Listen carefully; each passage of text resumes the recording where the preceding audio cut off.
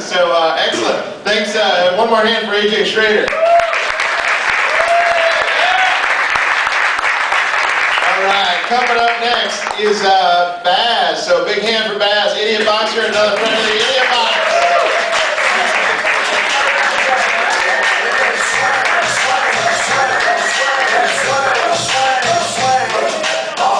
Idiot Box, what's going on? Yes, sir, yes, sir. So, ever since Obama's got elected, you know, people have been always asking, what does that mean to you? How do you feel?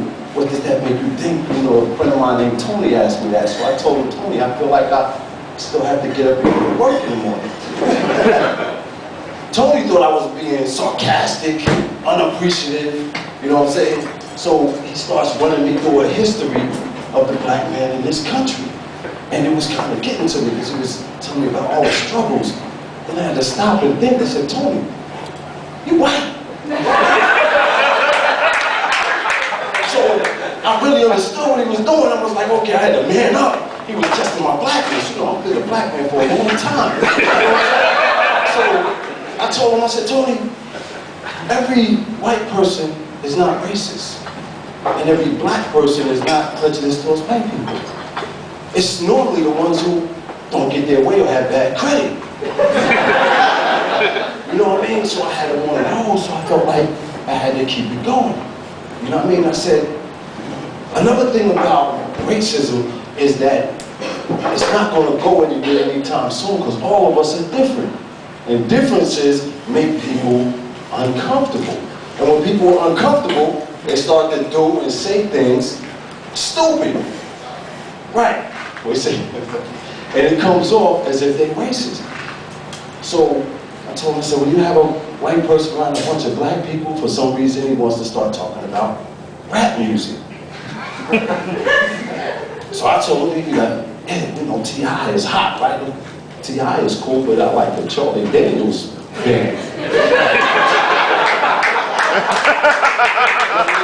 The guy went down to Georgia. He was looking for a solar steel. He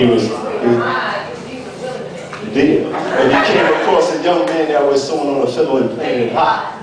Then the devil hopped up on the hickory stone and said, boy, let me tell you what. That's what I'm talking about.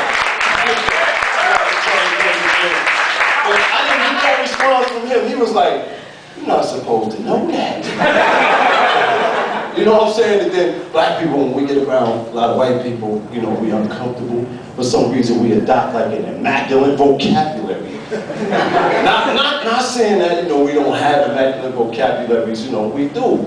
It's just that sometimes we go overboard. You ask you a question, you're like, yeah, I'm cognizant of the formulation of words that represent an idea, i.e. a paragraph. You know, when we be around our friends, we don't use those big words. We'll take a simple sentence like, do you know what I mean? And we'll chop it down to one word that's really like one sound. Yeah, I mean? Nah, I mean? Yeah, that's exactly what we do, you know what I'm saying? People get uncomfortable. That's all that is. And that, you know, and amongst all the black and white hate and racism, you know, we get kind of uppity because we just forget to hate on the Mexicans and the Asians and Africans, like they're not worth hating on. You know what I'm saying? So I talk about them too, just not right now. I seen a whole gang of them earlier and I parked far. You understand what I'm saying? Yeah, I can fight, but I'm one person. And another thing about racism is projected by stereotypes and beliefs and fear. And we're going to deal with it fluent right now. There's a stereotype that every black man have a big, well, he's well endowed. Except for Nathan Lewis. There's also three more, right? That every black man wants to sleep with women of other races, namely white women. Except that's true. And that white men want to run the world, and white women want to secretly know if black men have big, well, if they're well endowed. And you know, it's kind of stupid when you think about it because, of course they all true. But when you think about it, it's stupid like that, right? So, and when you think about racism, it's stupid, and I realized it was stupid because I used to think that I was racist. Until I ran across a racist person. And the first thing he told me was like, yeah, Malcolm X is a piece of crap. So I said, have you ever heard Malcolm X or read anything that he said? And he said, no. That's when I realized I didn't hate anybody. I hated stupid people. You know what I mean? My uncle had a word and a term for them. He used to call them blooming idiots. You know what I mean? So you come across a racist person, that's a blooming idiot. Plus the mentality of the racists is stupid because they have the mind state that they the only ones native to this planet. You know what I mean? They look at you like, what are you doing here? Why don't you go back home to Africa? And I hit them with some logic. I said, you do know and realize that I'm gonna still be on this planet, right?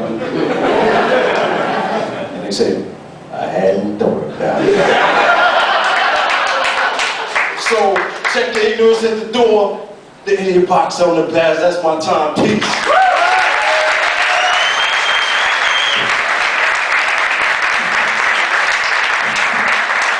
Everybody, Bazz.